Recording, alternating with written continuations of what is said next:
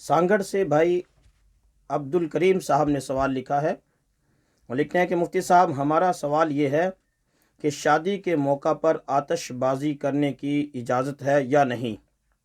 آج کل تو جہاں آتش بازی یا لائٹنگ نہ کی جائے تو لوگ طرح طرح کی باتیں کرتے ہیں اور تنزن پوچھتے ہیں کہ آپ کے ہاں شادی ہے یا فوتگی ہوئی ہے۔ برائے مہربانی اس پر روشنی ڈالیں کہ ایسی صورتحال میں ہمیں کیا کرنا چاہیے۔ عبد الکریم جی میرے محترم بھائی، آتش بازی اور یہاں بے جا فضول خرچی شریعت ان چیزوں سے منع کرتی ہے، یہ چیزیں درست نہیں ہیں۔ قرآن میں تو فضول خرچوں کو شیطان کا بھائی بتلایا گیا ہے، یہ ان چیزوں سے بچنا چاہیے اور عقلاً بھی ٹھیک نہیں ہیں۔ ہم کتنے ہی روز سینکڑوں واقعات ایسے ہم سنتے رہتے ہیں، دیکھتے ہیں، ہمارے سامنے پیش آتے ہیں کہ آتش بازی ہوئی اور کسی کے گھر کو آگ لگ گئی، آتش بازی ہوئی، کسی کا ہاتھ جل گیا، کسی کا منہ جل گیا، حتیٰ کہ ہمارے علاقے میں ایک لڑکے کے ہاتھ پہ گولا پھٹا تو اس کی انگلیاں ہی اڑ گئی ہاتھ کی۔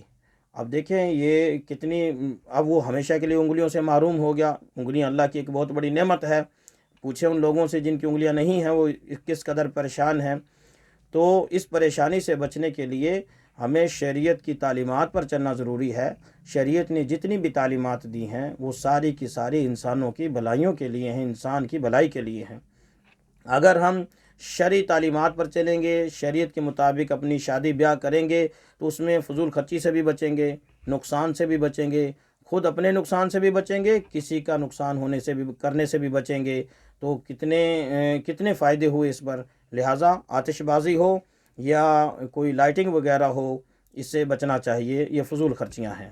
اور رہی بات یہ کہ آپ نے کہا کہ لوگ طرح طرح کی باتیں کرتے ہیں، طنز کرتے ہیں، تو لوگوں کا کام تو طنز کرنا ہے، وہ تو کریں ہی گے۔